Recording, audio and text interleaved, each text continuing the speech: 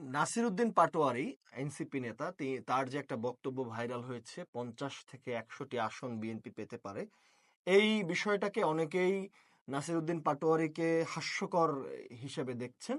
তা আমি এটাকে হাস্যকর হিসেবে দেখছি না। আমি মনে করছি যে এই বিষয়টি তারা ইলেকশন রিগিং বা ক্ষমতা কূটকৌশল করে নেওয়ার যে তাদের প্রক্রিয়া বা তাদের যে প্রস্তাবনা বা তাদের যে পরিকল্পনা, সেটার একটা অংশ। এটার জন্য আমি একটু ব্যাকগ্রাউন্ডে যেতে চাই। আমাদের প্রধান উপদেষ্টা বলেছিলেন যে এই ধরনের তরুণদের রাজনৈতিক দল প্রয়োজন, কারণ বিদ্যমান রাজনৈতিক ব্যবস্থাগুলো মানুষ পছন্দ করছে না। আমাদের প্রধান উপদেষ্টার প্রেস সচিব জনাব শফিকুল আলম বলেছিলেন যে আগামীর প্রধানমন্ত্রী নাহিদ ইসলাম। অনেক কিছুর কানেকশন পাওয়া যায়।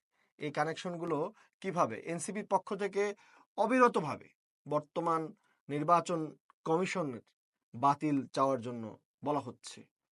দ্বিতীয়ত, আসিফ মাহমুদ সজীব ভুঁইয়া এখনো স্থানীয় সরকার মন্ত্রণালয়ের দায়িত্বে বহাল আছেন।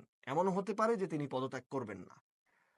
তৃতীয়ত, মাহফুজ আলম, তাদেরই বন্ধু, এখনো তথ্য মন্ত্রণালয়ের মতো গুরুত্বপূর্ণ দায়িত্বে বহাল আছেন। এমনও হতে পারে যে তিনি পদত্যাগ করলেন না, নির্বাচনকালীন সরকারে থাকলেন। চতুর্থত, কদিন আগেই ডিসি নিয়োগের একটা নিউজ ভাইরাল হয়েছে, যেখানে আমরা দেখেছি জামায়াত এবং এনসিপির পক্ষ থেকে 35 জন ডিসি নিয়োগের জন্য সুপারিশ করা হয়েছে, যারা আগে থেকে আওয়ামী লীগের সাথে সম্পৃক্ত, অর্থাৎ ভোট চুরির অভিজ্ঞতা তাদের আছে। পঞ্চমত, খুব ভালো করে খেয়াল করে দেখবেন, জামায়াত এবং এনসিপির কথাবার্তা, চাল চলন এবং আকার ইঙ্গিত, টোন অনেকটাই একই রকম। আর দেখবেন তারা বিএনপির কর্মকাণ্ড নিয়ে চমৎকারভাবে ওয়াকিবহাল।